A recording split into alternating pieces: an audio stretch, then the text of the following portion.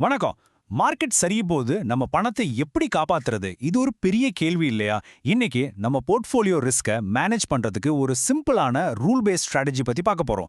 உண்மையிலே சொல்றேன், இது உங்க இன்வெஸ்ட்மெண்ட் ஜர்னியை மாத்தக்கூடிய ஒரு விஷயம். நம்ம எல்லாருக்குமே இந்த பயம் இருக்கும் இல்லையா?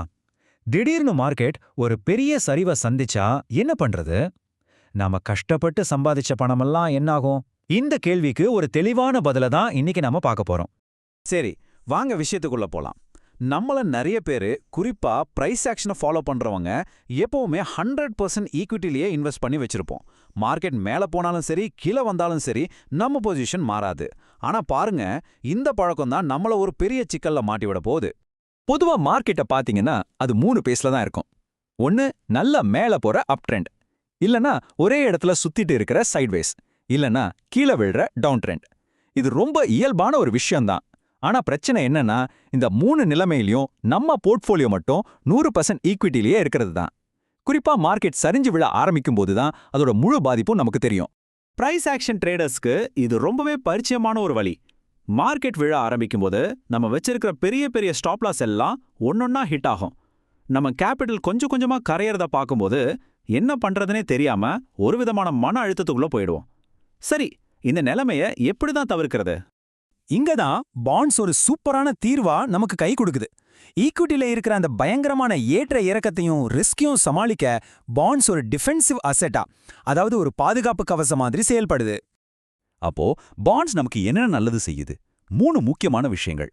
1, மார்க்கெட்ல என்ன நடக்குதுன்னே தெரியாம குழப்பமா இருக்கும்போது ஒரு ஸ்டெபிலிட்டியை கொடுக்குது.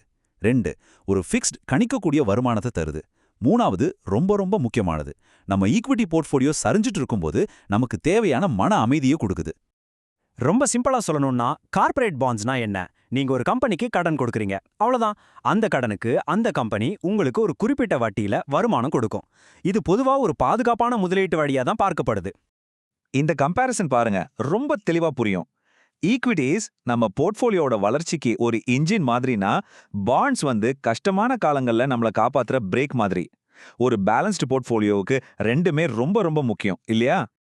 ஓகே, இப்போ நாம இந்த பகுப்பாய்வோட மிக முக்கியமான கட்டத்துக்கு வந்துட்டோம். அதாவது நம்மளோட போர்ட்ஃபோலியோவை எப்போ டிஃபென்சிவ் மோடுக்கு மாத்தணும், எப்போ திரும்பவும் அக்ரெசிவா growth மோடுக்கு கொண்டு வரணும்னு முடிவு செய்யறதுக்கான அந்த சிம்பிளான ரூல்ஸ் என்னன்னு தான் பார்க்க போறோம். இந்த ஸ்ட்ராட்டஜியை பயன்படுத்துறதுக்கு நமக்கு தேவைப்படுறது வெறும் 3 டூல்ஸ் தான். 1, Nifty 50 index chart. 2, weekly time frame. 3, 20 வார சிம்பிள் மூவிங் ஆவரேஜ், அதாவது SMA. நாம ஏன் வீக்லி சார்ட் யூஸ் பண்றோம்னா, டெய்லி மார்க்கெட்ல நடக்கிற சின்ன சின்ன ஏற்ற இறக்கங்களால குழம்பாம மார்க்கெட்டோட உண்மையான ட்ரெண்ட் என்னன்னு கண்டுபிடிக்க அதுதான் நமக்கு உதவும். சரி, ரொம்ப முக்கியமான ரூல் இதுதான். நம்ம எப்போ ஈக்விட்டில இருந்து பணத்தை எடுத்துட்டு பாண்ட்ஸோட பாதுகாப்புக்கு போகணும்? இதுக்கு 2 ஸ்டெப் தான். ஸ்டெப் 1, ஒரு வீக்லி கேண்டில் அந்த 20 வார SMA லைனுக்கு கீழே க்ளோஸ் ஆகணும். ஸ்டெப் 2, அதுக்கு அடுத்த வாரம் உருவாகிற கேண்டில் முந்தின வார கேண்டிலோட லோவை பிரேக் பண்ணணும்.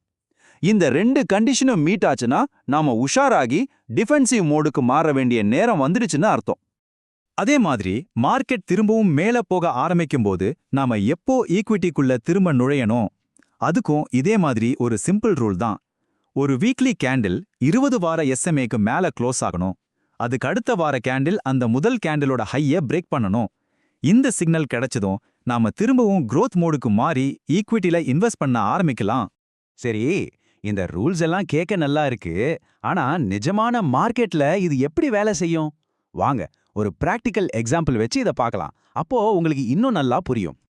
மார்க்கெட் நல்ல புல் ரன்ல இருக்கு. அப்போ நம்ம போர்ட்ஃபோலியோ இப்படி தான் இருக்கும். growth அதிகப்படுத்துறதுக்காக நம்ம கேபிட்டலை கிட்டத்தட்ட 80% ஈக்விட்டில இன்வெஸ்ட் பண்ணி வச்சிருப்போம். இது ஒரு அக்ரெசிவான growth focused allocation.